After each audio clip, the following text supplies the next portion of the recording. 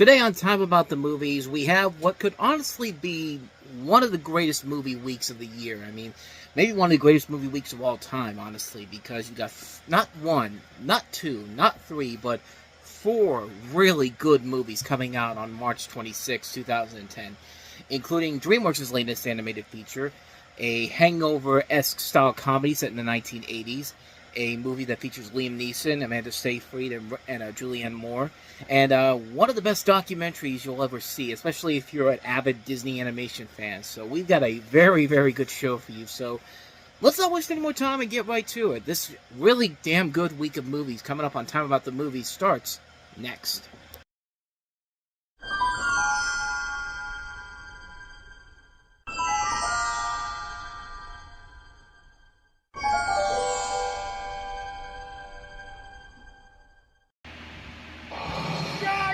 Vikings have always fought dragons. Look at that thing! The size of my head! Get it off! But he has another idea. Nice dragon. Okay. On March 26th. I've decided I don't want to fight dragons. You really had me going there, son. Their world What are you gonna do? Something stupid. will never be the same. You're crazy. I like that. Dreamworks How to Train Your Dragon in 3D. Rated PG. March 26th. Welcome to Time About the Movies, and as I said before, this is probably one of the best, this is probably arguably the best week for movies in 2010, and maybe one of the best weeks for movies ever, because we got four really good movies on March 26, 2010 that were released. All really good movies, and start off with the biggest new release of the weekend, and easily probably my favorite of the bunch, that is How to Train Your Dragon. Based off the series of books of the same name, this is DreamWorks Animation's latest film, and it follows the story of a mythical Viking world where a young Viking teenager named Hiccup, played by Jay Baruchel, aspires to follow his tribe's tradition of becoming a dragon slayer.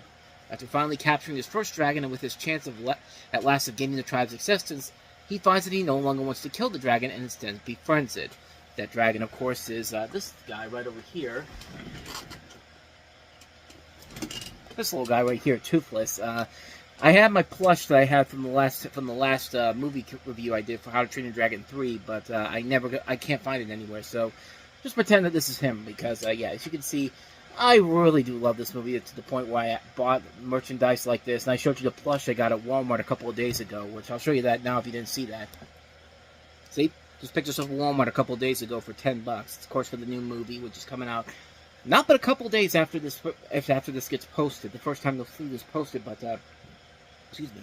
But if you're watching this after the fact, you probably don't know. But yeah, this is coming out a couple of days before the new movie comes out. But overall, yeah, this movie is one where it's one that I really love the hell out of it. I'll be honest, when I first saw the trailers for it, I didn't really get excited for it or anything. I mean, it didn't really wow me when those trailers came out. But I felt kind of the same way about Toy Story 3, and we all saw what happened with Toy Story 3 later on. I didn't think the trailers for those movies in particular were really that incredible or really that amazing, but then again, this is Chris Sanders. Chris Sanders is, of course, the guy who gave us Lilo and Stitch, and also Dean DeBlois, who also did Lilo and Stitch, and also is working on the new live-action remake. But when it comes to these type of movies, Chris Sanders really is that guy who can take something that doesn't seem like it should work and just create some memorable characters out of all the movies that he's involved in. I mean, Lilo and Stitch, you know, Stitch is one of my is my favorite Disney character.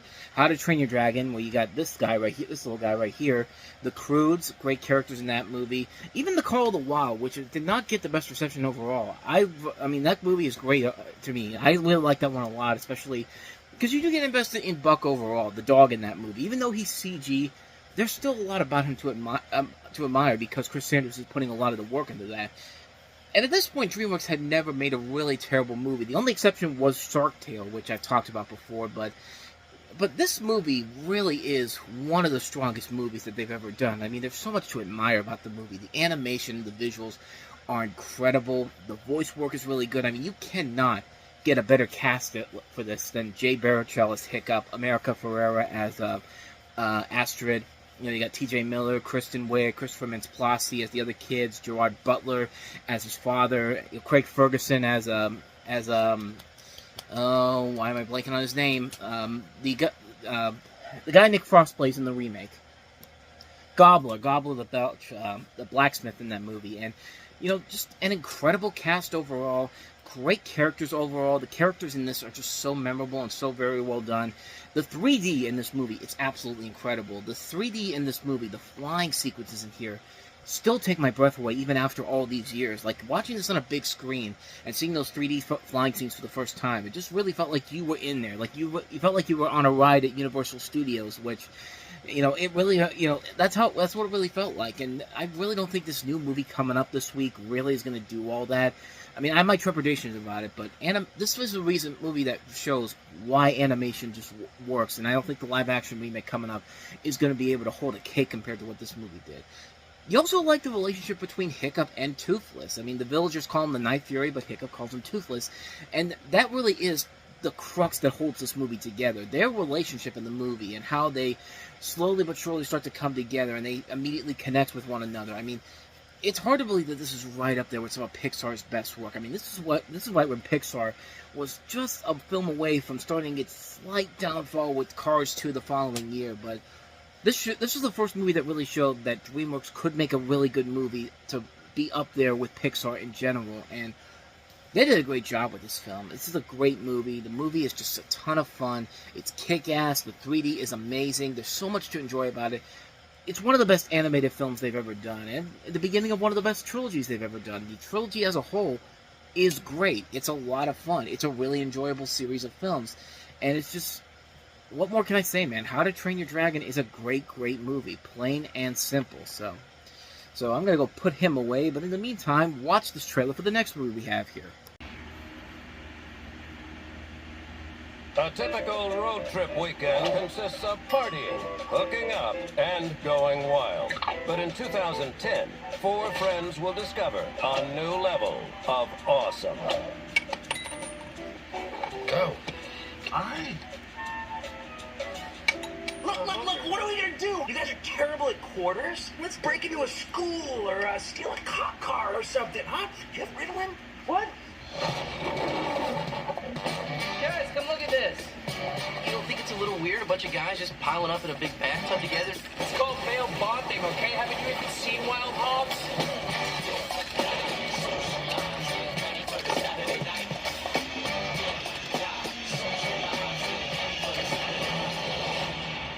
Watch out, here I come. What the hell happened last night? Is there some kind of retro thing going on this weekend? There's something going on in here. Dude is rocking cassette player. Leg warmers. I'm sure there's a good explanation for all this. Jerry girl! Excuse me, miss. What color is Michael Jackson? Black?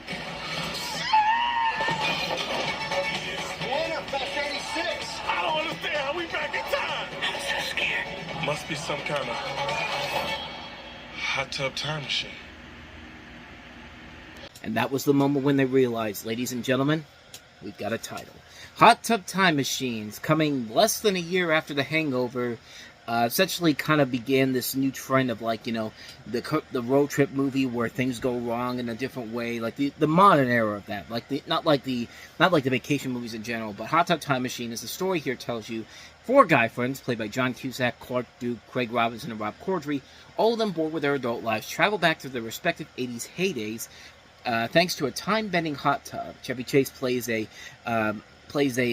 hot tub repairman who's kind of like the mythical, like the mythical expertise on this whole situation. And I mean, the trailers overall really won me over. This is kind of the opposite of what Hot Tub Time Machine did. Like, right from the get-go, that first trailer that was shot at Comic-Con, it was just like, you know, it was really looking like a really funny movie, but then it kind of felt like it was going down it was getting worried about, you know, I was getting worried that it was going to fall down the same pathway as something like a Snakes on a Plane, which thank God that didn't do that, because this is definitely no Snakes on a Plane. This movie is absolutely hilarious. This is a terrifically funny movie, a refreshing take on its concept that it didn't even rip off The Hangover per se. Like, this is a film that really is such a good, fun time overall. You buy into the camaraderie between all 4 of these characters. You know, John Cusack, Clark Duke, Rob Corddry, and Craig Robinson each get a chance to shine in this movie. The concept overall is really good.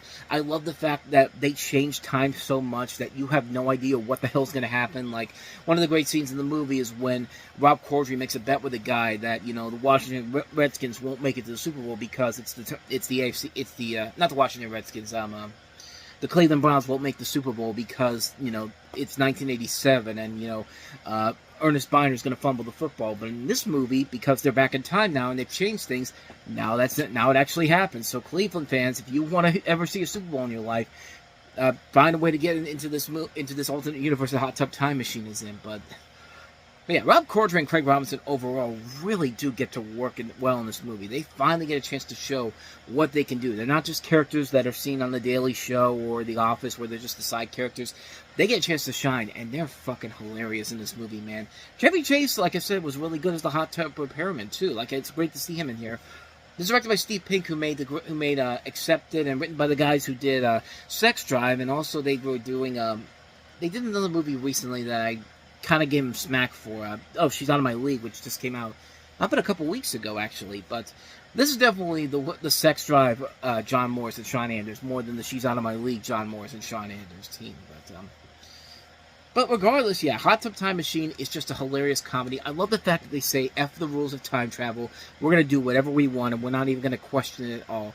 Like, you might want to change your future for the better life, like what Corddry's character does in this movie, and it doesn't really matter. It's like the opposite of what Back to the Future does. It's just like, don't change anything, don't talk to anyone, don't touch anything, don't look at anything, don't interact with anyone, and try not to look at anything. Like, this movie says, yeah, fuck that shit. We're going to do whatever the hell we want, and it paid off big time. Hot Tub Time Machine is just a ton of fun, man.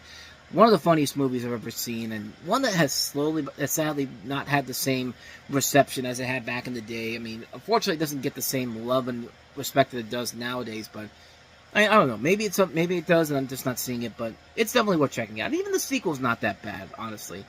It's a comedy sequel, but one of the better comedy sequels, I'll say, So anyway, yeah, that's Hot Tub Time Machine. So let's go ahead and move on to the next movie we have here, which is Chloe.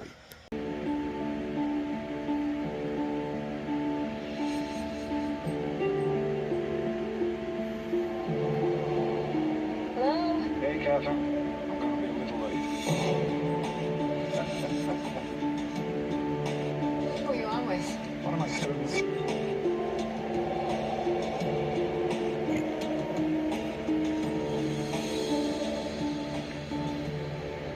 I don't usually meet with women. Couples, yes. What's your name? It's Chloe. My husband's cheating on me. So for those of you out there who had that fantasy of Karen from Mean Girls banging Clarice from Hannibal, you get it in this movie, and then some. And I'm selling it like that's the main focus of the film, which honestly, it kind of is, but there is a good erotic thriller in here. You have the story of Julianne Moore as Catherine and Liam Neeson as David. She's a doctor, he's a professor. They're at first glance the perfect couple, happily married with a talented teenage son. They appear to have the perfect life.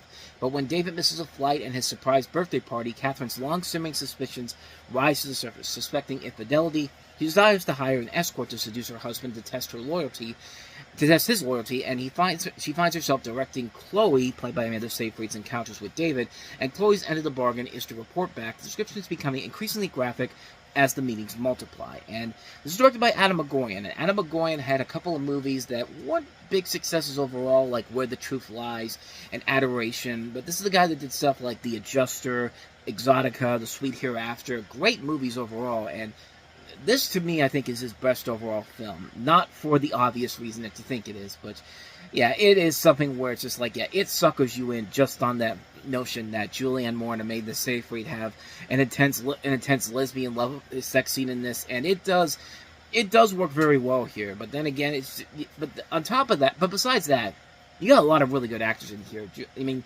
Amanda Seyfried, if you had not found her hot is up until now, this is a movie that definitely proves that she's definitely very, very hot in this, hot actress indeed. And you do buy the relationship between Liam Neeson and Julianne Moore. I found it interesting that Liam Neeson, this was the film that he was making when, he lost his wife, Natasha Richardson, in a ski accident, and they shut down the film, and Liam Neeson basically came back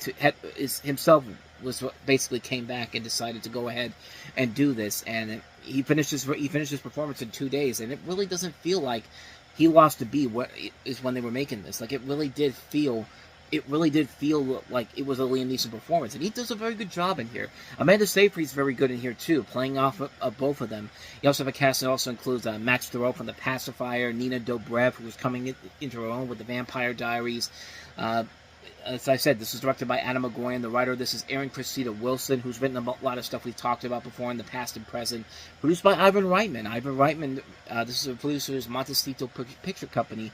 A very different film from his normal stuff, indeed. But it's a great movie. It really is a great film. It's one of the few erotic thrillers that doesn't feel like a film that is literally being sold strictly on the TNA. It actually does give you an engaging storyline and keeps you on the edge of your seat overall, and it does keep you invested in how this is going to transpire. Like, the sex is there, but it's not the main selling point of the movie.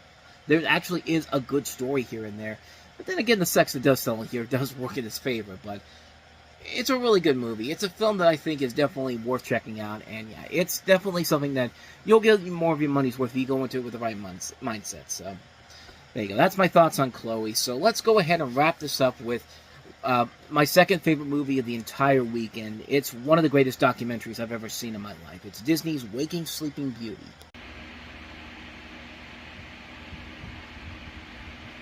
Well, here it starts. You start establishing the rhythm. Clams pick it up, and oysters, and eating lobsters, whatever. At the Walt Disney Studios from 1984 to 1994, a perfect storm of people and circumstances changed the face of animation forever. But it almost never happened. Here it is, April 9th, 1980. This is the past to all you folks out there, and we're going to go inside and see what it's like. Come on.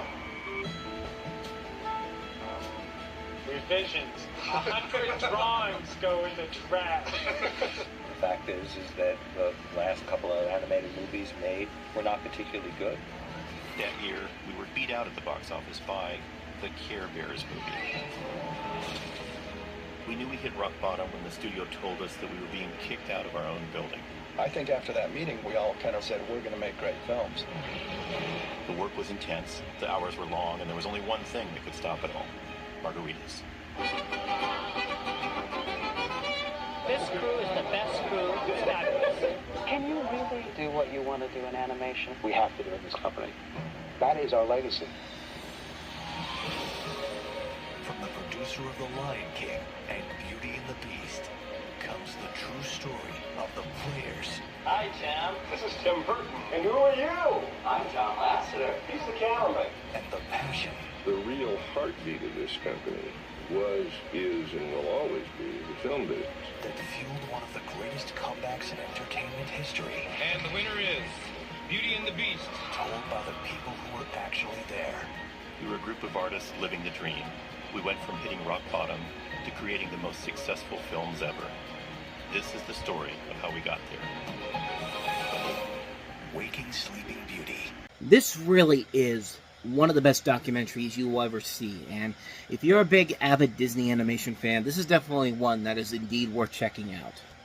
As you can tell from the trailer, it's a documentary covering the history of the Walt Disney Feature Animation Studios from 1984 to 1994, covering the rise of a period referred to as the Disney Renaissance. It basically shows how they went from going from flop after flop to making some of the greatest animated films of all time, including The Little Mermaid, Beauty and the Beast, Aladdin, and of course The Lion King, and the bumpy roads that they've had to come across in that period. Don Hahn, who of course was one of the producers on Beauty and the Beast, as well as The Lion King, directs, produces, and narrates the documentary, with many of the Disney personnel working at the time, including Michael Eisner, Peter Schneider, Roy E. Disney, Jeffrey Katzenberg, and many, many others. And what's interesting about this documentary in particular that hadn't been done in most other documentaries per se was the fact that they don't use on-camera interviews. They rely primarily on archival interviews, press kit footage in progress and completed footage from the films being covered, and personal films and videos shot often against the company policy by the employees of the animation studios. And there's times where even the animators themselves will go in and animate specific elements towards the movie, which, you know, it leads to a lot of great stuff in case. Like, for example, I've got the DVD right here. I keep this downstairs because I want to watch this every once in a while, and so I keep the DVD in here. But inside of here, they have one of the things I'm talking about. They have Like there's one scene there's a scene in the documentary in particular where Howard Ashman's talking to the guys who's directing Beauty and the Beast, and Howard Ashman wanted to do the story about how the Beast, the origin story for the Beast in general, and Howard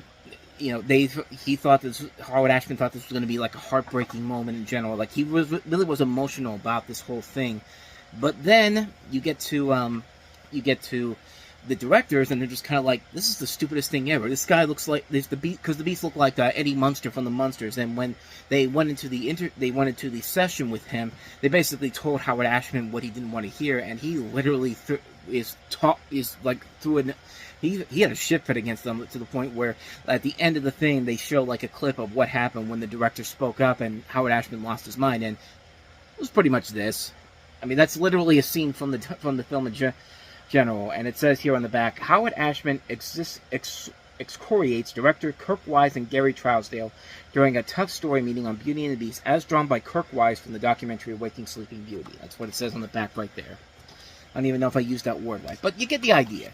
And what's great about this documentary overall is that it tells you a lot of stuff that even that back then back when this was coming out, you probably didn't know too much about. Like you didn't know the fact that all these different directors kept getting taken off of the early projects. There was a revolt at the Disney studios whenever the animation studio shut down, and when they were basically going to, shut down they were going to change the name of Basil Baker Street to the Great Mouse Detective, to the point where Jeopardy actually had a category satirizing that. And there's great little pieces of archival footage. Like one of the things that really stood out to me, you see a little bit in that trailer, was when Diane Sawyer was working at 60 Minutes, and basically she's asking Michael Eisner the question while they're watching this, like a test reel of Oliver and Company, can you guys afford to keep making movies like this? And he's just basically like, no, we're going to keep doing it anyway. We have to do it in this company because that's our legacy. And say what you will about Michael Eisner, especially during his latter years, you could tell that he and Jeffrey Katzenberg and Frank, who was the head of Disney at the time, Frank Wells, like. They wanted Disney to be successful. They were willing to do whatever it takes. They were willing to do whatever they could to get the Disney film industry back on track in general, and it paid off in the end. All these great Disney animated classics they were making. You see all the behind-the-scenes troubles going on with the stuff with Beauty and the Beast. You see the stuff that was going on, the feud between Michael Eisner and Jeffrey Katzenberg when Wells died before Lion King came out, and Jeffrey Katzenberg made himself the focus of the marketing and all, and you have that great moment in there where Jeffrey Katzenberg, when they were talking about the Lion King and Pocahontas, he was hailing Pocahontas as West Side Story with Indians. It's going to be the hit of the century. And The Lion King, kind of an experiment. I don't think anybody's going to want to see it. And that, by the way, ladies and gentlemen, is the same man that decided to give us Quibi. That place where he wanted Gal Gadot to literally do Jane Fonda workout videos. I swear to God, this is 100% true. There was something out there where he literally went to Gal Gadot and said, you know what, Jane Fonda did these workout tapes. Can you do the same thing for us with this? And just like, yeah, you can see why Quibi didn't work out so well. But then again, he'd made Dreamworks, so it kind of evened itself out in the end. But you get an idea. Of course, Pocahontas went on to become the film that nobody really went to go see. Lion King went on to become the blockbuster that it is. And that's one of the most fascinating things about this documentary, per se, is that it really does give you some insight of what these people were going through.